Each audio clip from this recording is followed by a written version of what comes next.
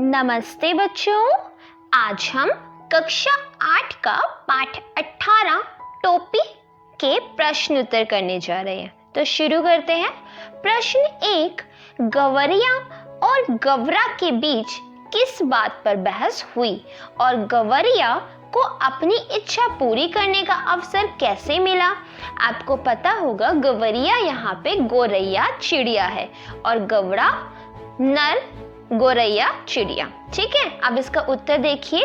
गवरिया और गवरा के बीच आदमी के वस्त्र पहनने को लेकर बहस हुई। गवरिया वस्त्र पहनने के पक्ष में थी तथा गवरा विपक्ष में था।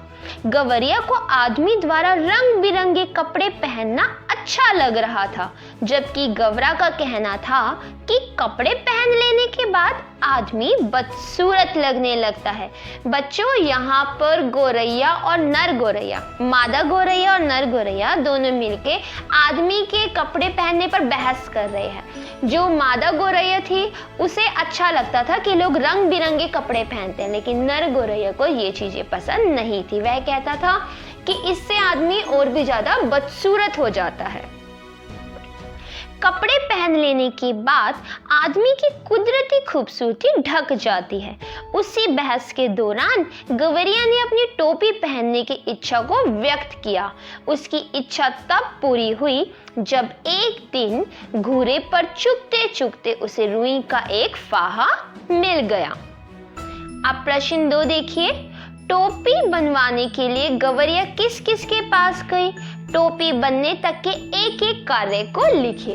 अब गवरिया को टोपी पहननी थी, उसे एक रुई का फाहा तो मिल गया, लेकिन अब उसका कपड़ा बनाना, कपड़े से टोपी बनाना इतना आसान नहीं था, तो इसके लिए वह कई लोगों के पास गई।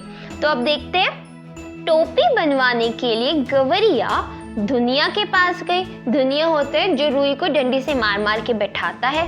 फिर कोरी के पास जाती है। कोरी क्या करता है? कोरी उस रुई से धागा बनाता है, सूत काटता है। फिर बुनकर के पास गई। बुनकर ने उस धागे से कपड़ा बनाया। उसके बाद वह जाती है दर्जी के पास। दर्जी उसकी टोपी बनाता है। दुनिया के पास रुई धुनवाकर वह उसे लेकर कोरी के पास जा पहुंची। उसे कोरी से कतवा लिया। कते सूत को लेकर वह बुनकर के पास गई। फिर बुनकर से कपड़ा बुनवाया। कपड़े को लेकर वह दर्जी के पास गई। फिर दर्जी ने उस कपड़े से गवरिया की टोपी सील दी। इस प्रकार यह कई लोगों के पास जाती है। अब आता है प्रश्न 3। गवरिया की टोपी पर दर्जी ने 5 फुंदने क्यों जड़ दिए? आपने देखा होगा, जब स्टोरी पढ़ी होगी तो आपने पढ़ा होगा कि दर्जी क्या करता है, गवरिया की टोपी पर 5 फुंदने लगा देता है। अब वो ऐसा क्यों करता है, अब यही आपको लिखना है।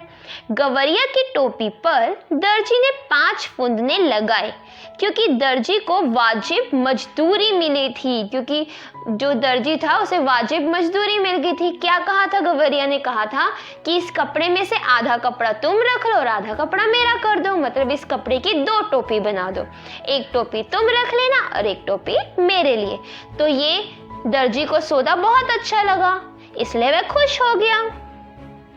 जिससे वह खुश था, दर्जी राजा और उसके सेवकों के कपड़े सीलता था, जो उसे बेगार करवाते थे, अर्थात पैसे नहीं देते थे। लेकिन गवरिया ने अपनी टोपी सिलवाने के बदले में दर्जी को मजदूरी स्वरूप आधा कपड़ा दिया था, इसलिए दर्जी ने खुश होकर गवरिया की टोपी में 5 फुंदने लगा दिए थे। प्रश्न 4। गवरिया के स्वभाव से यह प्रमाणित होता है कि कार्य की सफलता के लिए उत्साह आवश्यक है। सफलता के लिए उत्साह की आवश्यकता क्यों पड़ती है? तर्क सहित लिखिए। उत्तर: सफलता के लिए उत्साह आवश्यक है। कहा भी गया है कि मन के हारे हार है, मन के जीते जीत। अर्थात अगर आप मन से हार मान लो तो आपको हारने से कोई रोक नहीं सकता, लेकिन अगर आप मान लो कि आप जीतोगे तो आप जरूर जीतोगे। उत्साह से ही हमारे मन में किसी भी कार्य के प्रति जागरूकता उत्पन्न होती है। यदि हम किसी भी कार्य को बेमन से करेंगे तो निश्चय ही हमें उस कार्य में पूर्णतः सफलता नहीं मिलेगी। इसलिए आप जो भी कार्य करो उत्साह के साथ करो, खुशी के साथ करो कि मुझे ये काम करना है, तभी वह पूरा होगा। प्रश्न 5, टोपी पहनकर गवरिया राजा को दिखाने क्यों पहुंची, जबकि उसकी बहस गवरा से हुई और वह गवरा के मुंह से अपनी बड़ाई सुन चुकी थी, लेकिन राजा से उसकी कोई बहस हुई ही नहीं थी। फिर भी वह राजा को चुनौती देने क्यों पहुंची, कारण का अनुमान लगाइए। अब उत्तर देखते हैं। टोपी पहनकर गवरिया राजा को दिखाने पहुंची, जबकि उसकी बहस गवरा से हुई और वह गवरा के मुंह से अपनी बड़ाई सुन चुकी थी, लेकिन राजा से उसकी कोई बहस नहीं हुई थी। फिर भी वह राजा को चुनौती देने पहुंचे, क्योंकि गवरा ने बहस के दौरान कहा था कि टोपी मात्र राजा ही पहनते हैं। यह बात उसे अच्छी नहीं लगी थी, इसीलिए वह राजा को अपनी टोपी दिखाने गई थी कि मेरी टोपी तुमसे भी ज्यादा अच्छी है।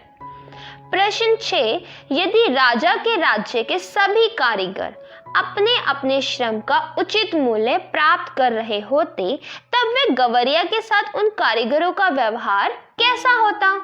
अब आपको बताना है, अगर वह सही मूल्य पे उन काम हो रहा होता, जो राजा के लोग थे वह सभी कारीगरों को सही पैसा देते, तो तब उनका गवरिया के साथ कैसा व्यवहार होता।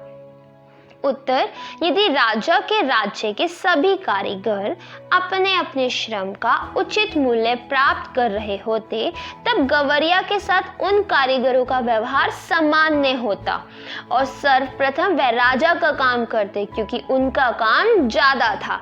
अब जितने भी कारीगर थे उनको पैसा ढंग से नहीं मिलता था उनके काम का, इसीलिए वह सब बहुत ज्यादा परेशान थे।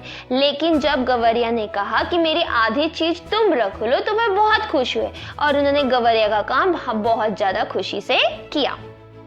प्रश्न 7, चारों कारीगर राजा के लिए काम कर रहे थे। एक रजाई बना रहा था, दूसरा अचकन के लिए सूत काट रहा था, तीसरा बागा बुन रहा था, चौथा राजा की 7वीं रानी की 10वीं संतान के लिए झब्बे सील रहा था।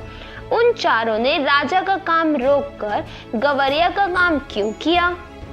चारों कारीगरों ने राजा का काम रोककर गवरिया का काम किया, क्योंकि उन लोगों को काम की वाजिब मजदूरी मिल रही थी, जिससे वह सब खुश थे, और राजा से उन्हें सही मजदूरी नहीं मिलती थी, इसलिए उन्होंने उसका काम रोककर, राजा का काम रोककर गवरिया का काम पहले किया और ज्यादा अच्छा किया।